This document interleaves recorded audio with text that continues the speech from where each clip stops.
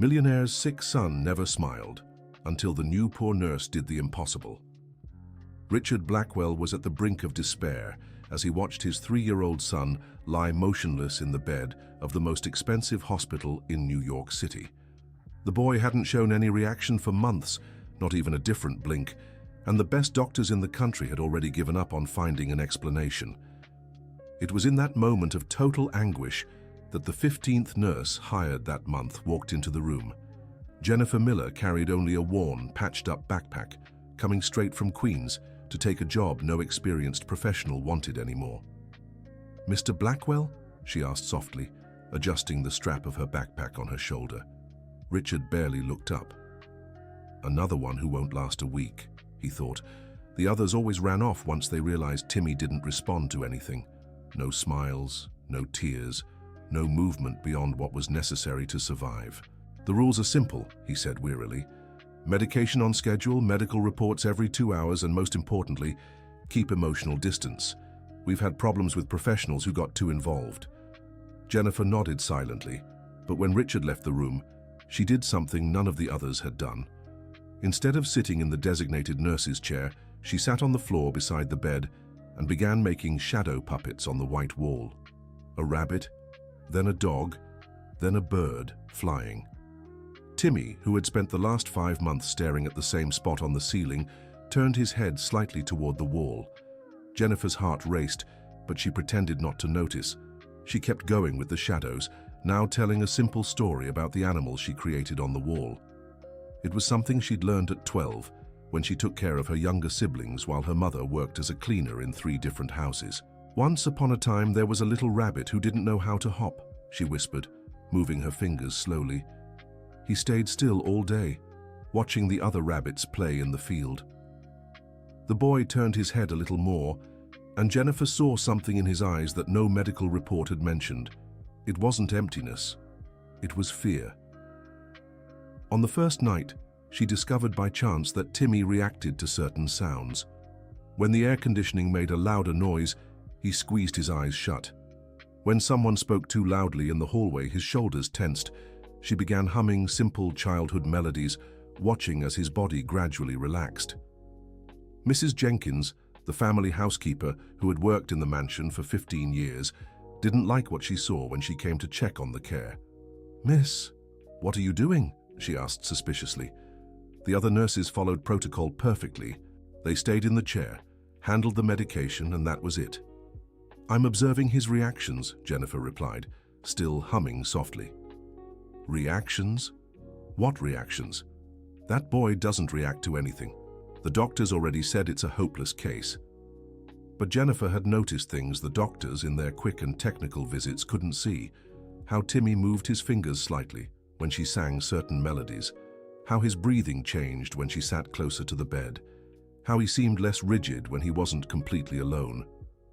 On the second day, Dr. Henry Patterson, the family's private neurologist, arrived for his routine visit and found Jennifer sitting on the floor, drawing simple figures on paper and showing them to Timmy. "What is the meaning of this?" he asked irritably. "This is not the protocol we established." "I'm trying different visual stimuli," Jennifer explained. "I noticed he follows slow movements with his eyes. That's impossible. We ran all the neurological tests. There's no response to visual stimuli." "But sir, I saw him tracking the movement of the drawing. Miss, I have 30 years of experience in neurology. I don't need a nurse to teach me how to interpret neurological responses." Dr. Patterson called Richard into the hallway and got straight to the point. "Mr. Blackwell, I recommend dismissing this professional immediately. She's using unconventional methods that could interfere with the treatment." But she just arrived. "Exactly. It's best to nip the problem in the bud before she causes any harm. I'll refer a specialized nurse who only works with complex neurological cases." Richard hesitated. There was something different that morning. Timmy seemed less distant. Maybe it was his imagination, but he decided to give it a few more days to see how things progressed. At night, when she thought everyone was asleep, Jennifer stayed awake beside Timmy. It wasn't protocol, but she'd noticed the boy grew more restless in the early hours. During those times, she'd hum softly or simply stay nearby, and he seemed to sleep more peacefully. Mrs. Jenkins caught her on the third night and immediately reported it to Richard. "Sir, something very strange is going on. That nurse isn't sleeping properly. She stays up all night watching the boy. That's not normal. Is she not following her work schedule? It's just, she stays beyond her shift. Yesterday I saw her there at 3 in the morning sitting in the chair by the bed, humming quietly." Richard was intrigued. The other nurses always complained about difficult nights with Timmy, saying he was restless and they couldn't get any rest. But since Jennifer arrived, there hadn't been a single complaint about the night shift. On the fourth day, something extraordinary happened. Jennifer was doing her usual shadow play on the wall when Timmy, for the first time in months, deliberately moved one of his hands. It wasn't a reflex or involuntary movement. He raised his left hand and tried to mimic the shape she made to create the shadow of a bird. Jennifer felt her eyes fill with tears, but she forced herself to stay calm. She continued the movements, now slower, so he could follow better. Timmy tried again, this time managing to form a shadow that vaguely resembled a bird. "Well done, Timmy," she whispered. "You made a sweet little bird." It was the first time she'd spoken directly to him, using his name. And it was also the first time he looked straight at her face, holding eye contact for a few seconds. Dear listener, if you're enjoying the story, take a moment to like and especially subscribe to the channel. It helps us a lot as we're just starting out. Now back to the story. Unfortunately, Dr. Patterson chose that exact moment to enter the room, accompanied by the specialized nurse he'd brought to replace Jennifer. "What's going on here?" he asked, seeing Jennifer on the floor and Timmy with his hand raised. "He was trying to make shadows with me," Jennifer explained, barely containing her excitement. "That's ridiculous. Involuntary movements are common in cases like this. It means absolutely nothing." The specialized nurse, a middle-aged woman named Susan, watched the scene with disapproval. "Miss, this isn't proper protocol for dealing with patients in a vegetative state." "But he's not in a vegetative state," Jennifer protested. "He responds to stimuli just differently than you expect." Dr. Patterson had heard enough. He called Richard immediately and demanded the nurse's replacement. "Mr. Blackwell, this situation is becoming untenable. The caregiver is creating false expectations and interfering with your son's correct diagnosis." "What kind of interference?" "She's attributing meaning to normal reflex movements, creating a fantasy that there are improvements where none exist. This is harmful to everyone involved." Richard felt torn. On one hand, he trusted the expertise of Dr. Patterson, who had cared for Timmy from the beginning. On the other, he had noticed small changes in his son that he couldn't explain. "Let me talk to her first," Richard said. He found Jennifer organizing some simple materials she had brought from home: sheets of paper, crayons, small stuffed toys left over from when her siblings were little. "Jennifer, I need you to explain exactly what you're doing with my son." She took a deep breath, knowing her job depended on this conversation. "Mr. Richard, I grew up caring for children who went through trauma. My youngest brother stopped speaking for a while after our father left. I learned that sometimes people shut down inside, but they're still alive in there. The doctors say Timmy has an irreversible neurological condition." "I know they understand medicine far better than I do," Jennifer said, choosing her words carefully. "But I see things that happen when you're not here. Little things like how he relaxes when I sing, or how his eyes follow my finger when I draw shapes in the air." "Are you sure about this?" "I can show you if you'd like." Richard agreed, skeptical but curious. Jennifer began her routine of shadow puppets on the wall, and after a few minutes, Timmy slowly turned his head toward it. When she made the shadow of a hopping rabbit, his right fingers moved rhythmically, as if keeping pace with the jumps. Richard's eyes widened. In 5 months, he had never seen his son react to anything at all. "How did you figure this out?" "I pay close attention. I've always done that. When you're poor, you learn to watch people, to understand what they need, to find work, to survive." At that moment, Jennifer's life was interrupted by a complication she hadn't expected. Her ex-husband, Jason, appeared at the hospital door. "Jennifer," he shouted, drawing stares from everyone in the hallway. "You need to come with me now." "Jason, I'm working. I can't just leave." "Your mother's worse."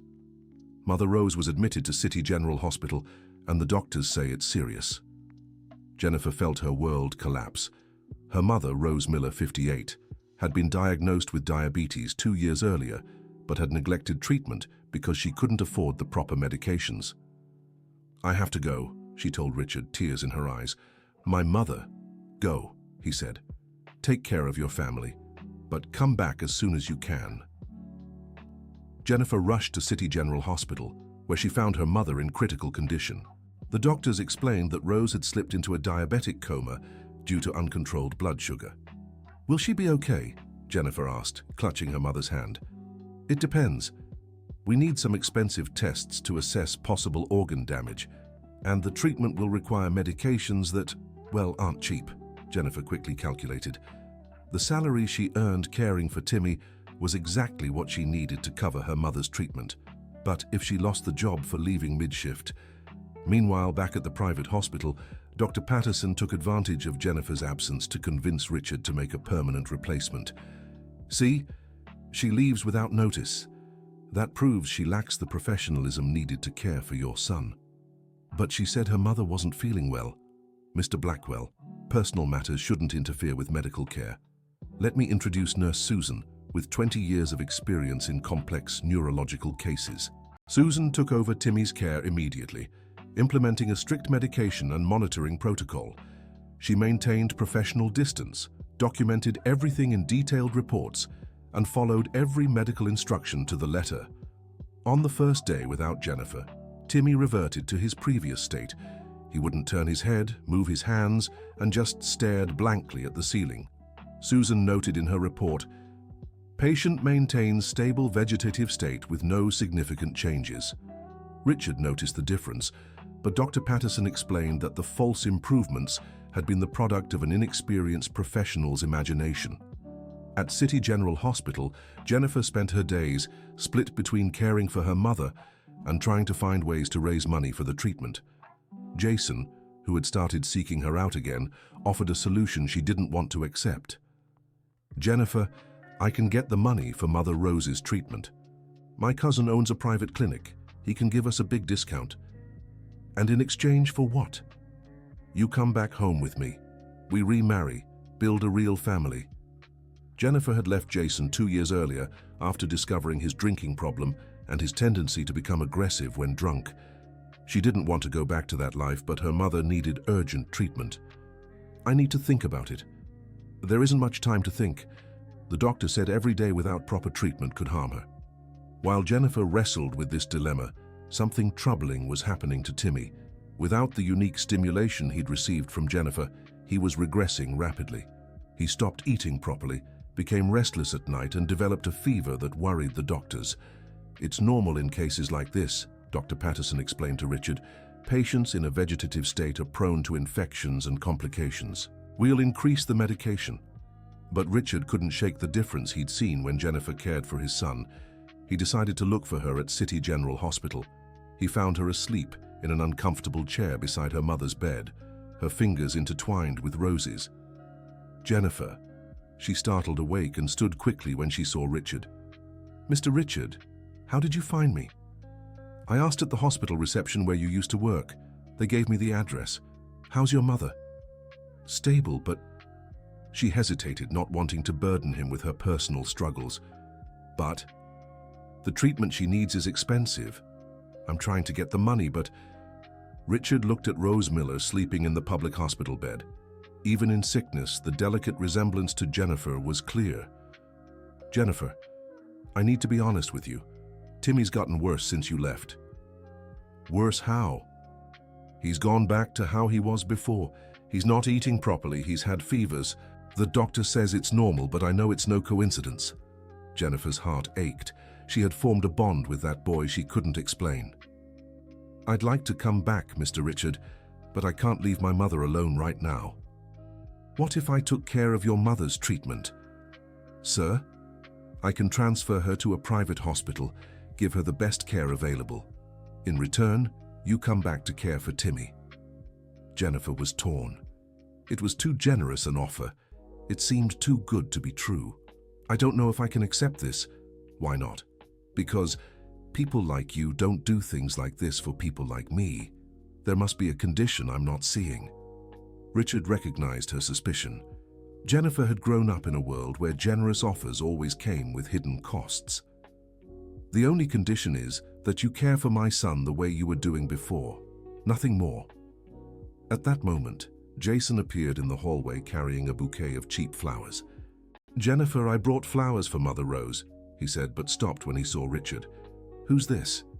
"My employer," Jennifer replied, unsure how to explain the situation. "Oh, you're the rich guy she kept talking about," Jason said, with a tone that didn't sit well with Richard. "So, have you decided, Jennifer? Will you accept my proposal or not?" "What proposal?"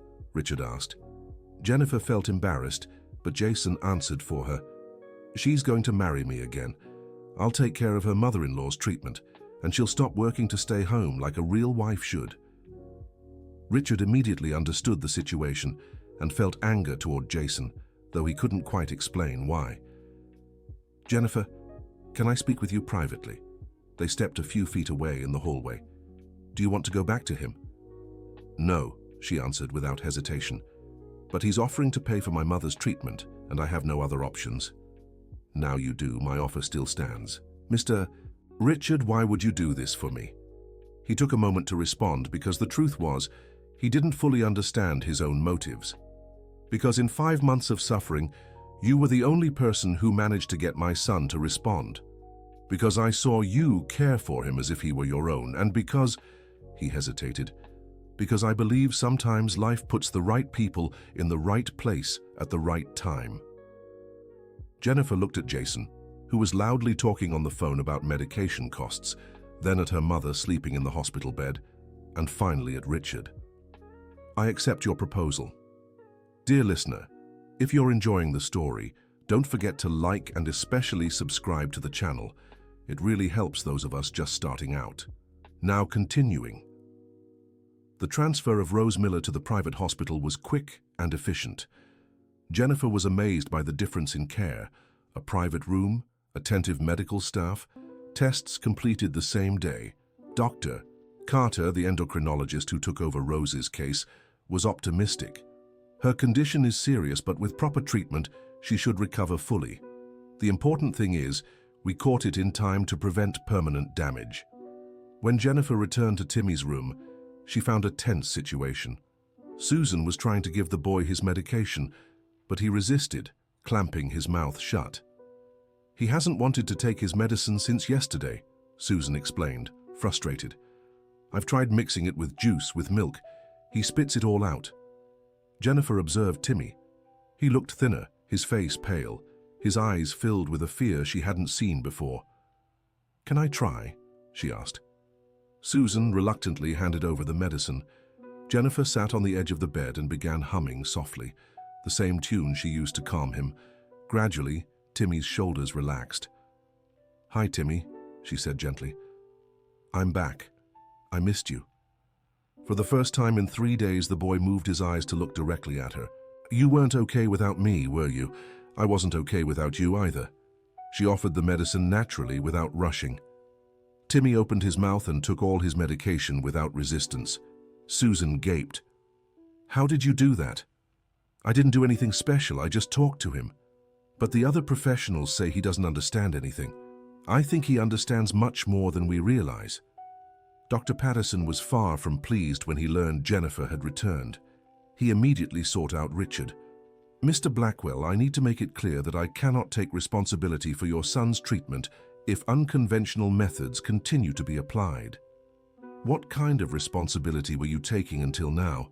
asked Richard, with a sharpness in his voice that surprised the doctor. "My son got significantly worse in the days when we followed only your protocols. Sir, I ask you not to confuse temporary and superficial improvements with real medical progress. And I ask you not to dismiss results you can't explain." The tension between the doctor and Richard was growing, but it was interrupted by unexpected news. Richard's sister-in-law, Monica Blackwell, arrived at the hospital from Washington, D.C. Monica was the sister of Catherine, Richard's ex-wife, who had abandoned the family 2 years earlier, right after Timmy's diagnosis. She had never shown much interest in her nephew, but now she appeared with a specific proposal. "Richard, I came here because I heard you're spending fortunes on treatments that lead nowhere. Monica, this isn't the time for that kind of talk." "It's exactly the time. I know a clinic in Boston that specializes in cases like Timmy's. They offer an experimental treatment that has shown incredible results." "Experimental? It's the most advanced in the world. They only accept 10 patients a year, but I have connections there. I can get Timmy a spot."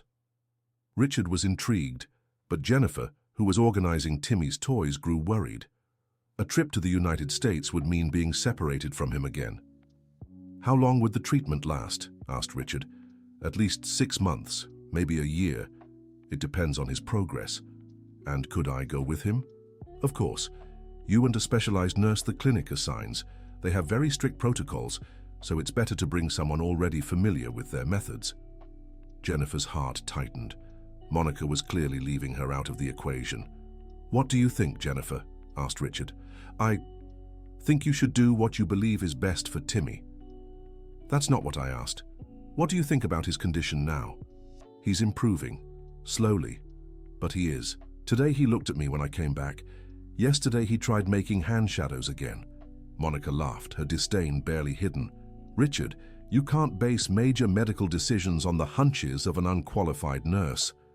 "Monica," Richard said warningly, "Jennifer knows more about Timmy's current state than anyone else." "Knows? She doesn't even have a full degree. And yet she's gotten results that doctors with decades of experience couldn't." The argument was cut short by the arrival of someone no one expected. Catherine Blackwell, Richard's ex-wife and Timmy's mother. She walked into the room with determination, wearing expensive clothes and a posture that made it clear she had rehearsed this moment. "Richard? Catherine, what are you doing here?" "I came to get my son." The silence that followed was deafening. Jennifer instinctively moved closer to Timmy's bed, as if to protect him. "Get him?" Richard asked, disbelieving. "You left him 2 years ago." "I didn't leave. I needed to step away to take care of my mental health. Now I'm better, and I want to exercise my rights as his mother." "Your rights?" "Yes. Timmy is my son too, and I've made some decisions about his treatment." Catherine handed Richard some papers. "I obtained court approval to transfer him to a specialized clinic in the United States. Everything is already arranged." "You can't do this." "I can and will." The judge reviewed the case and agreed the boy needs specialized international treatment. Richard examined the documents. They were legitimate, signed by a family court judge. "How did you get these?" "I submitted medical reports showing the current treatment isn't working, and I brought proposals from specialists in the United States who guarantee better results." Jennifer sensed something was wrong. Catherine spoke about Timmy as if he were an object, showing no maternal emotion or affection. "Would you like to see how he's doing?" Jennifer asked innocently. "I can see. He looks the same as when I left. Actually, he's improved a lot. Just today he—" "Miss," Catherine interrupted coldly, "I don't care for your opinion. You're just an employee." Richard was furious at how Catherine treated Jennifer, but he was more concerned about the legal matter. "When would this transfer happen?" "Tomorrow. The private plane is already booked." "Tomorrow? That's absurd. You can't show up after 2 years and rip my son away from the treatment that's helping him." "Helping?" Catherine pointed at Timmy in bed. "Look at his condition. 2 years of treatment and no significant improvement." "There has been," Jennifer protested. "He's responding to stimuli, moving his hands, making eye contact." "Delusions of an inexperienced nurse," Catherine said. "The official medical reports don't mention any of these so-called improvements." That's when Jennifer understood what was happening. Dr.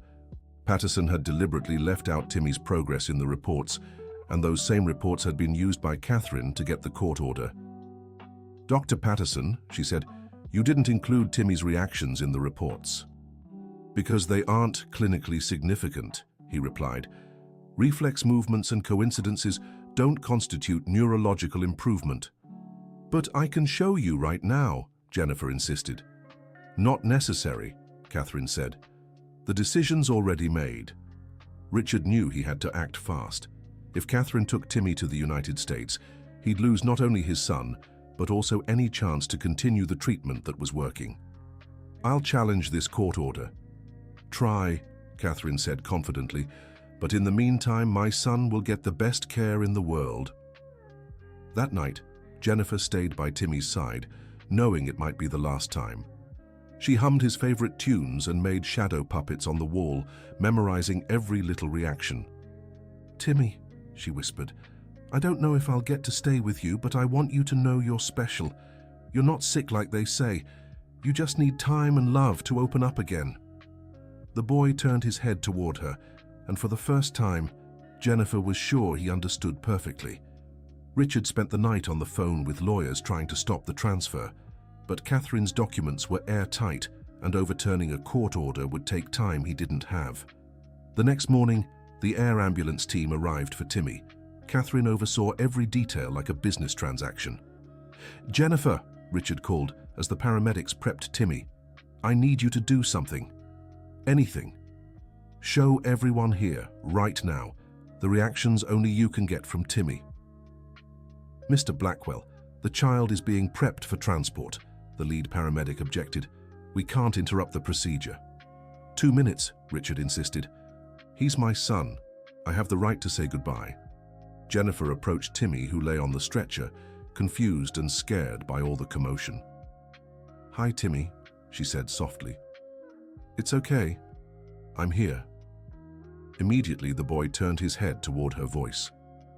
"Remember our song?" She began humming the melody that always calmed him. Timmy visibly relaxed, and his shoulders, which had been tense, loosened. "Now, should we make our little friends on the wall?" Jennifer started making shadow puppets with her hands. To the astonishment of everyone present, including Catherine and Dr. Patterson, Timmy raised his right hand and tried to mimic her movements. "This is impossible," murmured Dr. Patterson. "Well done, Timmy," said Jennifer enthusiastically. "Now let's make the bunny hop." Timmy not only moved his hand, but also slightly curved his lips, forming something that resembled a smile. Catherine was in shock. In 2 years of marriage, she had never seen her son smile. How did you do that?" she asked, her voice trembling. "I didn't do anything special," replied Jennifer. "I just talked to him the way he deserves to be treated, like a normal child who needs affection." The head paramedic, with years of experience, had never seen such a clear reaction from a child diagnosed as vegetative. "Mom," he said to Catherine, "perhaps it's best to reconsider this transfer." "Why?" "Because if this child is responding so well to the current care, removing him from this environment could cause significant regression." Dr. Patterson tried to intervene. "These are just conditioned reflexes. They hold no real neurological meaning." But the paramedic disagreed. "Doctor, I've worked with neurological patient transfers for 15 years. This isn't a conditioned reflex. This child is consciously interacting." Catherine was visibly shaken. She had built her legal strategy on the premise that Timmy showed no improvement. Now faced with clear evidence to the contrary, her position was crumbling. "I need to talk to my lawyers," she finally said. "Catherine," Richard spoke up, seizing her hesitation, "why are you doing this? Wasn't it you who said you couldn't handle having a special needs child?" "I've changed." "Changed how?" "I went to therapy, worked on myself. Now I know I can be a good mother to him." "Then why don't you want him to continue the treatment that's working?" Catherine took a long time to answer, and when she did, her voice was different. "Because I feel guilty, Richard. I abandoned him when he needed me most. Now I want to make up for it by giving him the best treatment available." "But the best treatment is the one that works," Jennifer said, daring to join the conversation. "And what works for him is being treated with love, like a normal child." "You don't understand," Catherine said, tears in her eyes. "When he was born, I dreamed of a perfect child. When we found out about his condition, I fell apart. I couldn't handle the idea of having a child who would never be normal." "But he is normal," Jennifer protested. "He just needs a different kind of care." "How can you say that?" Catherine pointed at Timmy on the stretcher. "Look at his condition." "I am looking," Jennifer said firmly, "and I see a beautiful, intelligent child who responds to love and is improving every day. I see a child who understands what's happening around him and just needs time to express himself. Catherine looked at her son, really looked, for the first time in years. Timmy was staring directly at her, a curious expression on his face. He's looking at me. He's always looked at you, Jennifer said. You just never stayed long enough to notice. Jennifer's words hit Catherine like a punch to the gut because they were true. Richard sensed it was the right moment to speak. Catherine, if you truly want what's best for Timmy, let him continue with the treatment that's working. You can participate. You can learn to care for him the right way. I don't know how. I can teach you, Jennifer offered, if you'd like to learn. Catherine looked at Jennifer, then at Richard and finally at Timmy. She approached the stretcher and hesitantly, lightly touched her son's hand. "Hi, my love," she said, her voice trembling. Timmy not only looked at her but gently squeezed her fingers. Catherine began to cry. "He recognizes me." "He always recognized you," Jennifer said. "Children always know their mothers, even when they've been absent."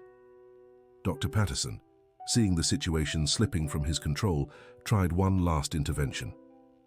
"Ladies and gentlemen, I urge you not to be swayed by momentary emotions. The treatment in the United States remains the best medical option." "Doctor," said the head paramedic, "with all due respect, this child is clearly benefiting from his current environment. As a healthcare professional, I can't recommend a change that could be harmful. You're not qualified to assess complex neurological cases, but I have enough experience to recognize when a child is well cared for and when he isn't." Catherine made a decision that surprised everyone. "I'm canceling the transfer." "Catherine," Monica began. "No, Monica, I was wrong. My son doesn't need to be fixed at an American clinic. He needs to be loved and cared for here, close to family. But the lawyers, the costs. I'll handle everything. Richard, can I stay a few days to learn how to care for him properly?"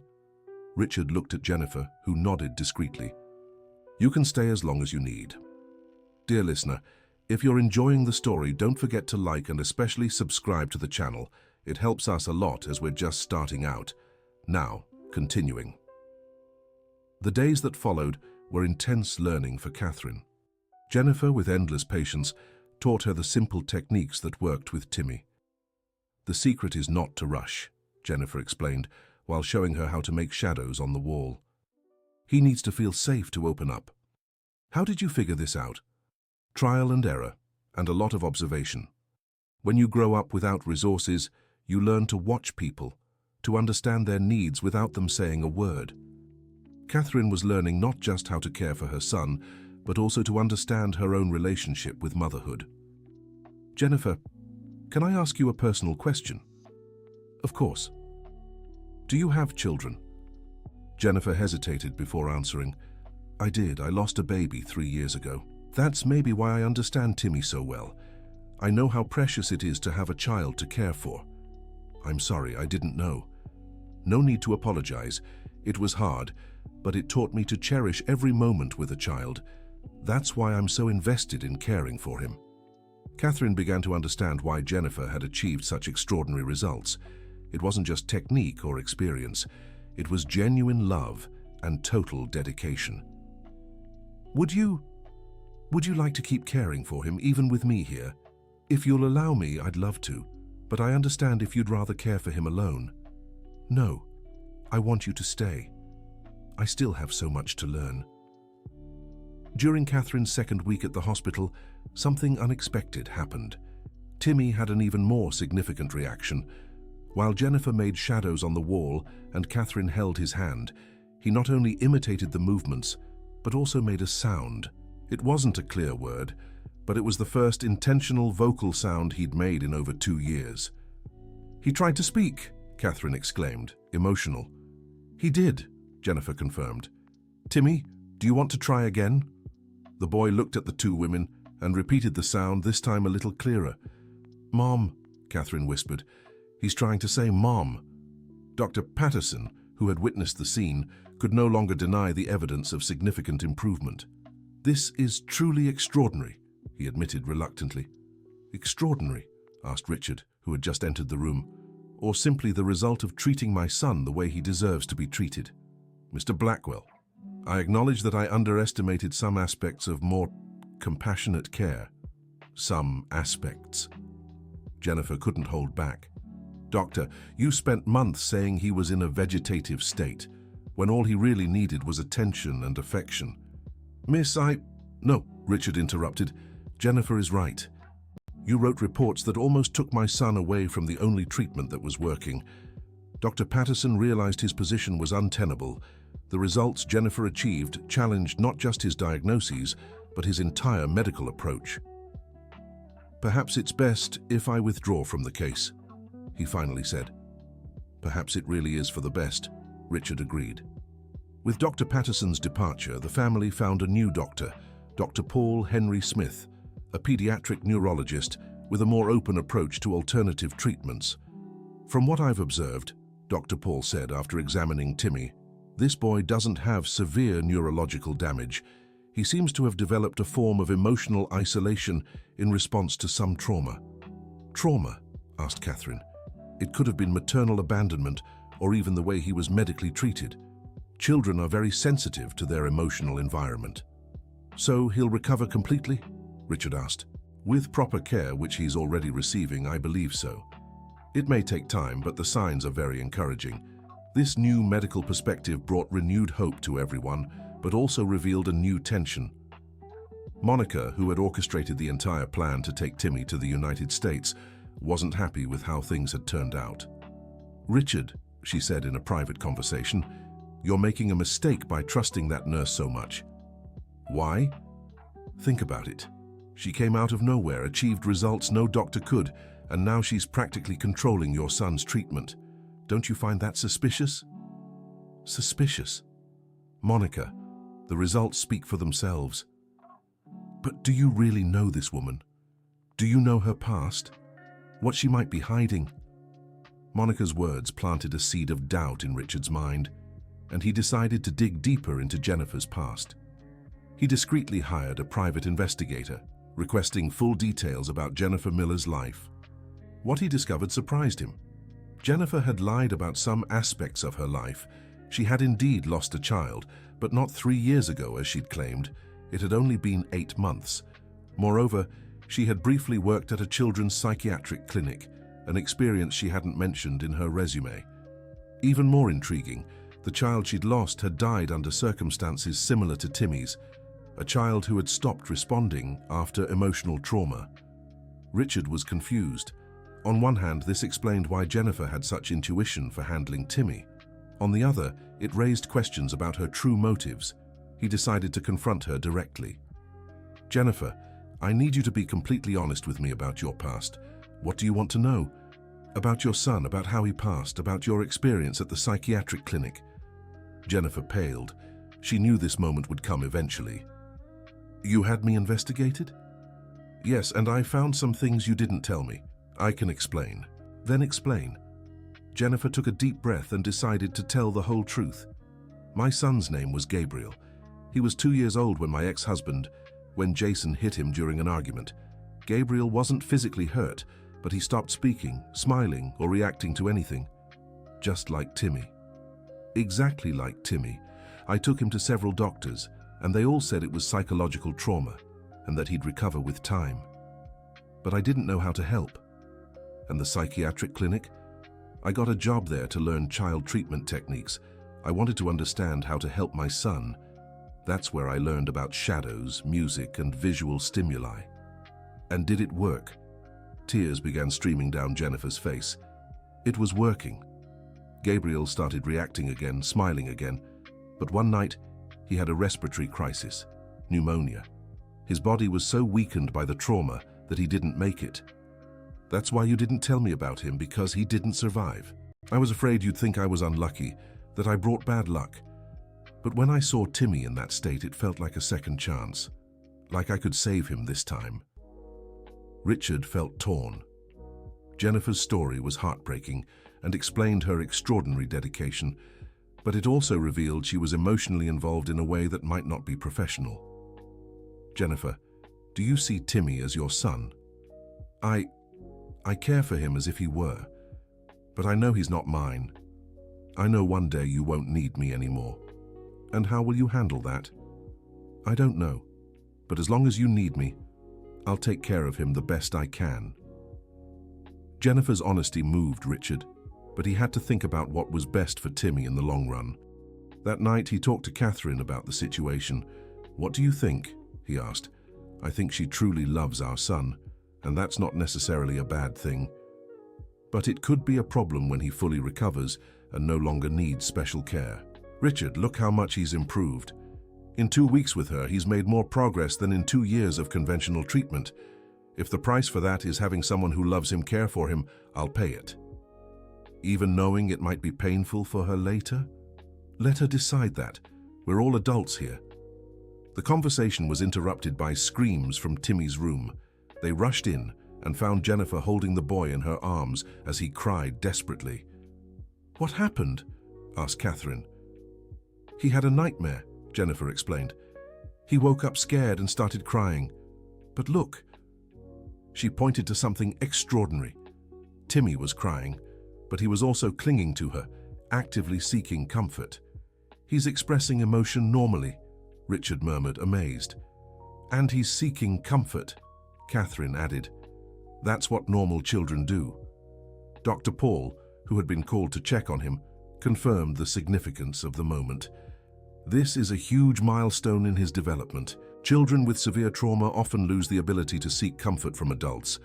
The fact that he's doing it shows he feels safe and is emotionally reconnecting." "So he's really recovering?" Catherine asked, tears in her eyes. "He is, and more fully than I expected." The following months brought steady, consistent progress. Timmy began making more sounds, then simple words. His movements became more coordinated and intentional. Most importantly, he started showing personality. He laughed when Jennifer made funny faces, reached out when he wanted to be held, threw tantrums when he didn't want medicine.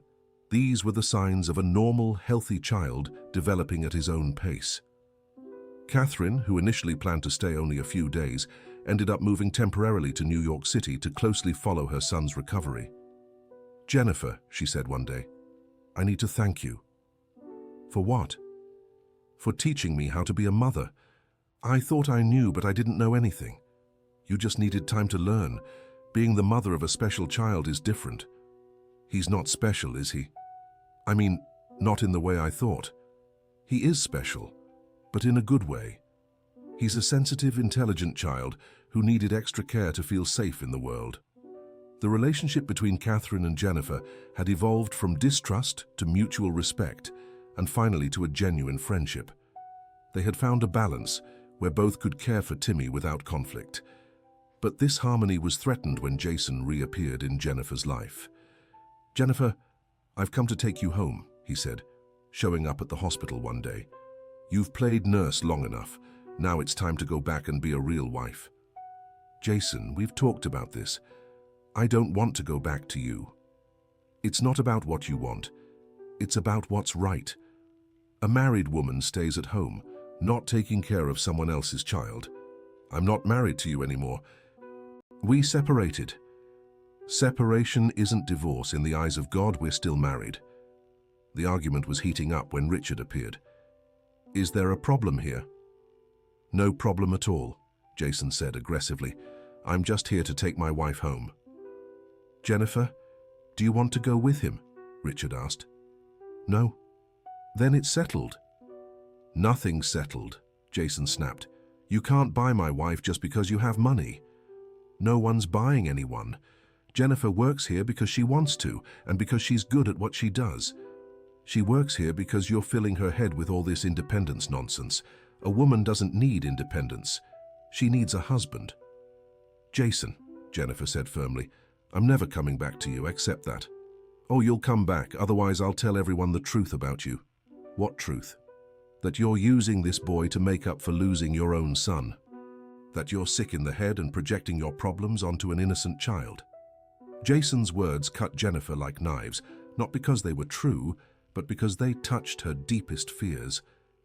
"That's not true," she said, though her voice trembled. "Isn't it?" Jason saw he'd hit a nerve. "Then why are you so attached to this boy? Why can't you keep a professional distance? Richard noticed Jennifer was shaken by the accusations and stepped in. Jason, I suggest you leave before I call security. I'll go. But Jennifer, think hard about what I said. You can't spend your whole life running from who you really are.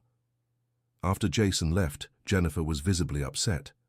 Jennifer, Richard said, you know none of what he said is true, right? I know it's not intentional, but sometimes I wonder if deep down I'm not using Timmy to make up for losing Gabriel. And if you are, does that change the fact that you're helping him recover? It changes whether I'm the right person to care for him. Jennifer, look at the results. Timmy is doing better than ever. If your personal motivations are helping him, then they're the right motivations. Catherine, who had overheard part of the conversation, stepped closer. Jennifer, can I say something? Of course. I abandoned my son because I couldn't face my own fears and limitations. You're saving him because you can channel your pain into something productive. I don't see anything wrong with that. But what happens when he doesn't need me anymore? Then you'll be happy because you managed to help a child recover, and you'll move on with your life knowing you made a difference. Catherine's words were comforting, but Jennifer still had doubts. She decided to talk to Dr. Paul about the situation. Doctor, is it possible I'm harming Timmy by being too emotionally involved? Jennifer, in 30 years of medicine, I've learned that children recover better when they feel loved. If you love Timmy, that's good for him, not harmful. But Jason said I'm using him to make up for losing my son. And what if you are? Genuine love, even when it comes from painful experiences, is still genuine love. Timmy isn't being hurt by your affection, quite the opposite. But is it professionally right? Jennifer, forget the manuals for a moment. You've achieved results no medical protocol could. If that isn't competent professionalism, then I don't know what is. The conversation with Dr. Paul helped Jennifer feel more secure about her role in Timmy's life. But a new complication was coming. Jennifer's mother, Mother Rose, who had fully recovered from her diabetic coma, began pressuring her daughter to return home. Jennifer, you've done your part. That boy is fine now. Time to think about your own life. Mom, he still needs care. He needs his mother, not you. You can't spend your whole life taking care of other people's children. He's not just someone else's child, Mom. He's a child I love. That's exactly why you need to step back. This kind of attachment isn't healthy. Why does everyone think my love for Timmy is a problem? Because you've already suffered enough losing Gabriel. I don't want to see you hurt again when this family doesn't need you anymore. Mother Rose had a legitimate concern, but it was based on a misunderstanding about Jennifer's relationship with the Blackwell family. Mum, it's not like that. They won't just dismiss me when Timmy gets better. We're family now. Family? Jennifer, they're employers. You're an employee. Don't confuse things. Mum, you don't understand. Oh, I do. I know what it's like to work for rich people. They treat you well while they need you, then let you go without a second thought. Mother Rose's insistence began planting doubts in Jennifer's mind. Was she really fooling herself about her place in the Blackwell family? Those doubts grew stronger when she overheard a conversation between Richard and Catherine about the future. Richard, now that Timmy's improving, we need to think about what happens when he fully recovers. What do you mean? Well, he'll need regular childcare, not specialized nursing anymore. True, I hadn't thought of that. Maybe it's time we start preparing Jennifer for this transition. Preparing how? By talking to her about other jobs, other opportunities. We can't let her believe she'll care for him forever. Do you think she's deluding herself? I think she's grown too attached, and that could be painful for her when it's time to move on. Jennifer, who had accidentally overheard the conversation, felt her heart race. Was Catherine right? Was she really fooling herself about her future with the family? That night, she watched Timmy sleeping and reflected on everything that had happened over the past months. The boy was visibly better, saying simple words, smiling often, playing like any normal child. Maybe her work there really was coming to an end. The next morning, she made a difficult decision. She went to Richard and Catherine for a talk. I need to talk to you about my future here. What is it, Jennifer? Catherine asked, concerned by her serious tone. I've been thinking, Timmy is doing much better. Maybe it's time for him to have more normal care, like a regular child. Jennifer, said Richard, are you quitting? I'm being realistic. He doesn't need specialized nursing anymore. He needs a nanny, someone to play with him, take him to the park, normal things. And you can't do those things? Asked Catherine. I can, but maybe it's not what's best for him. Maybe he needs to learn to connect with other people too. Jennifer, said Richard, sensing what was happening, did someone say something to you? It's not that. It's just, I was thinking about what's best for Timmy. Nonsense, said Catherine bluntly. You overheard our conversation yesterday, didn't you? Jennifer turned red. I heard it by accident.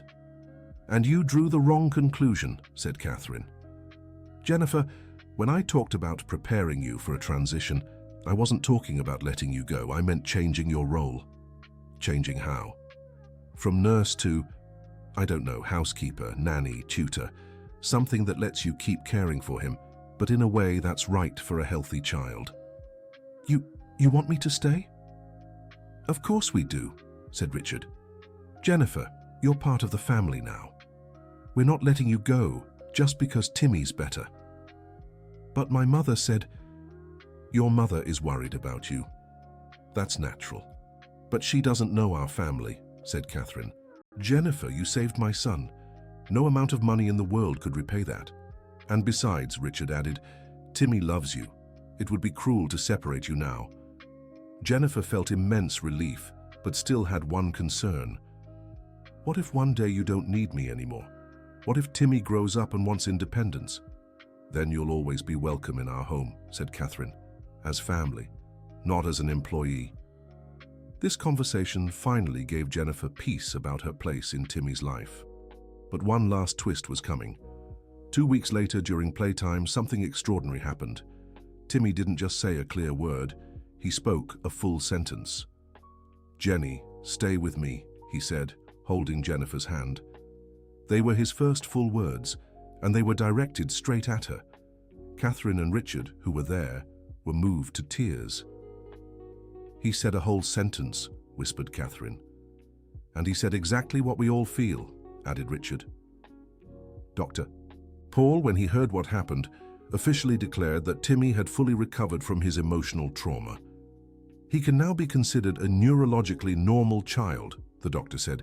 He'll need regular psychological check-ins, but he can live a completely normal life.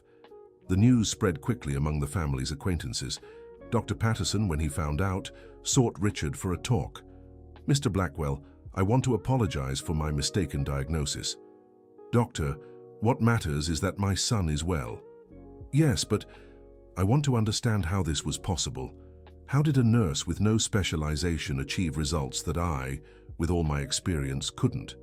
Because she treated my son like a child, not a medical case. Can I speak with her? I'd like to learn from her methods. You can try, but I doubt she'll want to talk to you. Dr. Patterson approached Jennifer, who at first resisted the conversation.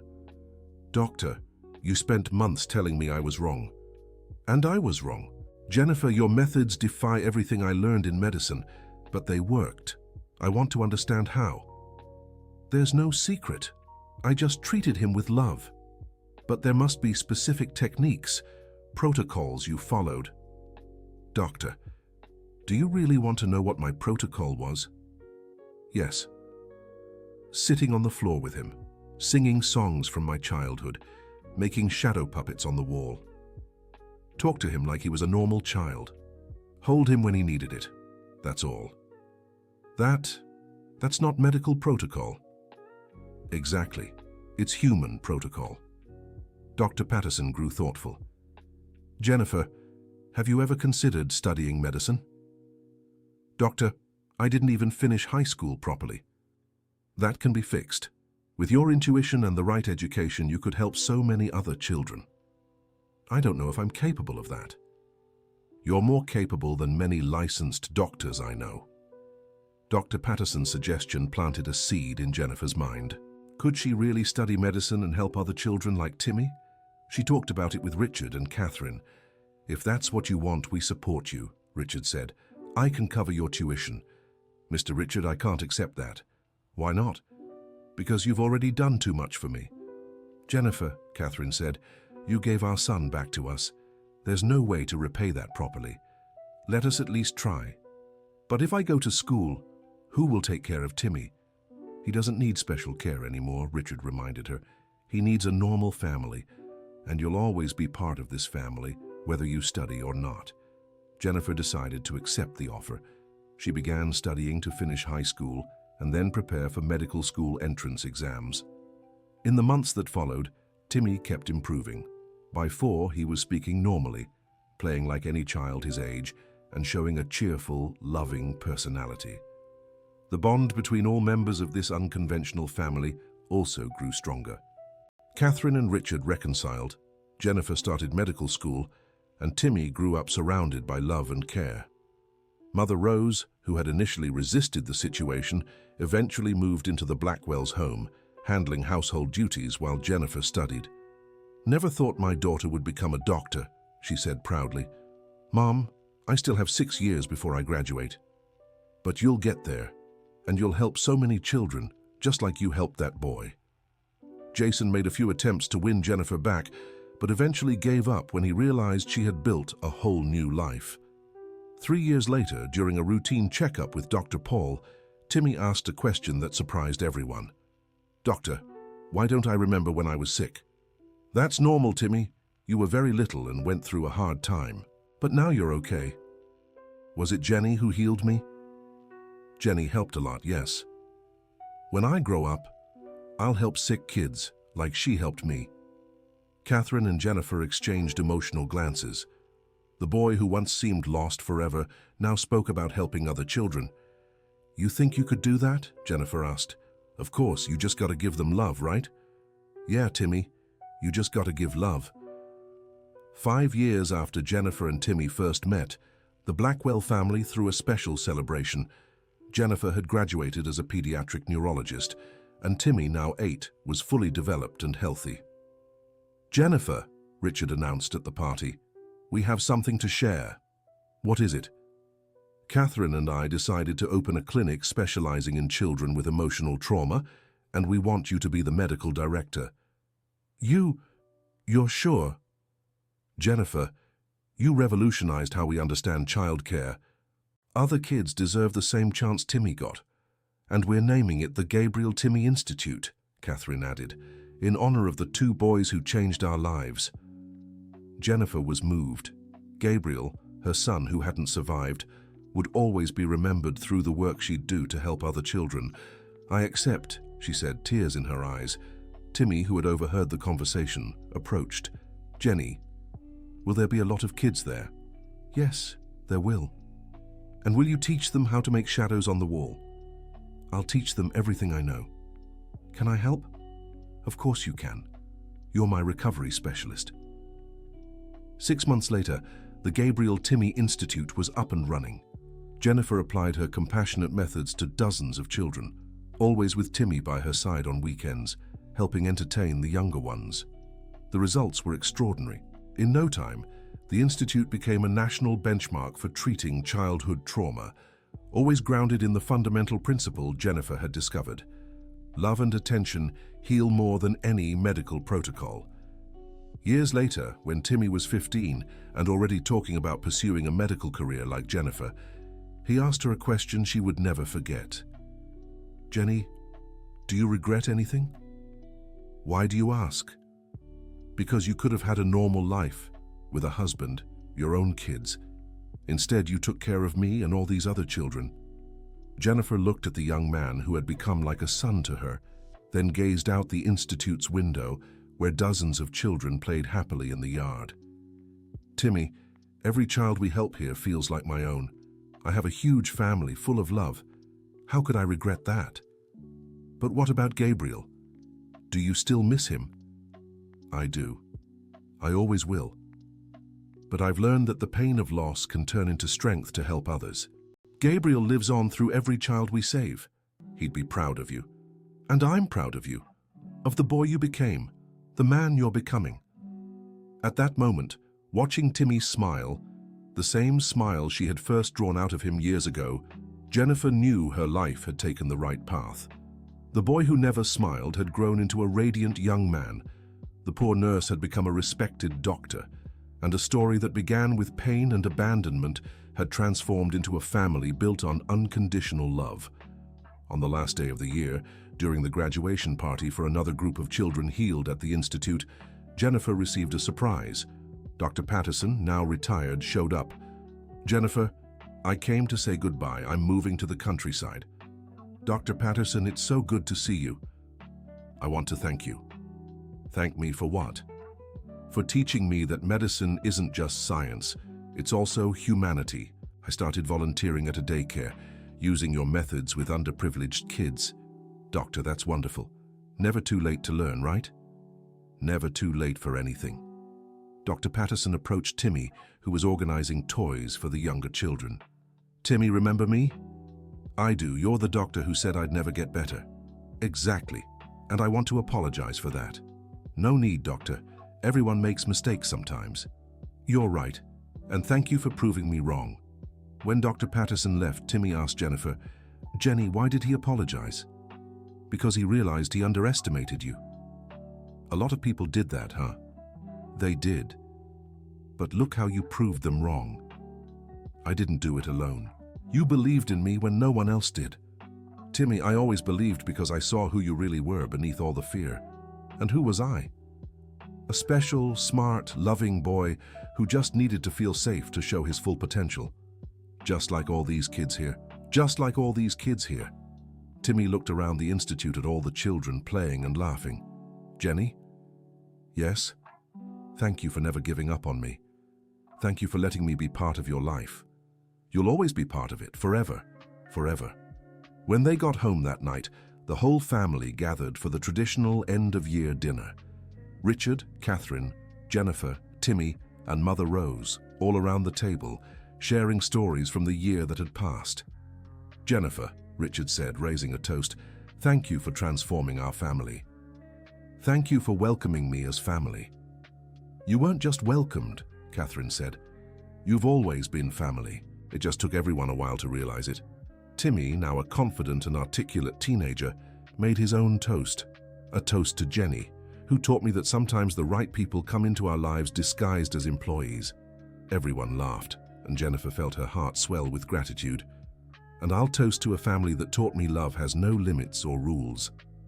Mother Rose, who had become the loving grandmother Timmy never had, added, "And I'll toast because my daughter found her true calling, turning pain into healing and fear into hope." That night, after everyone had gone to bed, Jennifer stayed in Timmy's room for a few minutes, watching him sleep peacefully. It was a ritual she'd kept since the early days at the hospital, but now for completely different reasons. Before, she'd watch for signs of improvement. Now she simply gave thanks for the second chance life had given her. "Good night, my boy," she whispered. "Sweet dreams." "Good night, Mom Jenny," he murmured, half asleep. It was the first time he'd called her that, and Jennifer felt her eyes fill with happy tears. When she stepped out of the room, she found Catherine in the hallway.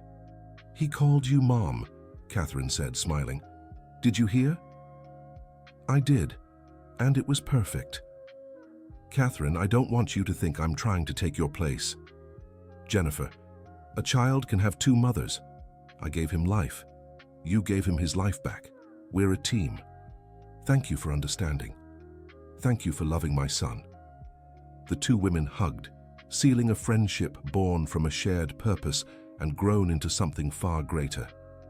Years later, when the Gabriel Timmy Institute had helped hundreds of children, when Timmy had graduated from medical school and become Jennifer's partner at the institute, when the family had grown with the adoption of two more children who couldn't find homes, Jennifer looked back and knew every moment of pain had been worth it. The boy who never smiled had become a man who dedicated his life to bringing smiles to traumatized children. The poor nurse had become a doctor, recognized internationally for her revolutionary methods, and a family shattered by pain had rebuilt itself through unconditional love. In her office at the Institute, Jennifer kept two framed photos, one of Gabriel, her first son, who had left too soon, and one of Timmy on the day he smiled for the first time, reminding her that miracles happen when love refuses to give up. And whenever a new child arrived at the institute, scared and closed off like Timmy had once been, Jennifer remembered the words he'd spoken years before. All we have to do is give them love. It was as simple as that, and as powerful as that. End of story. And you, dear listener, what did you think of this story? Do you believe love can truly heal deep wounds? Share your thoughts in the comments and tell us your own stories of overcoming hardships. If this story touched your heart, don't forget to like and subscribe to the channel so you won't miss other moving stories like this one.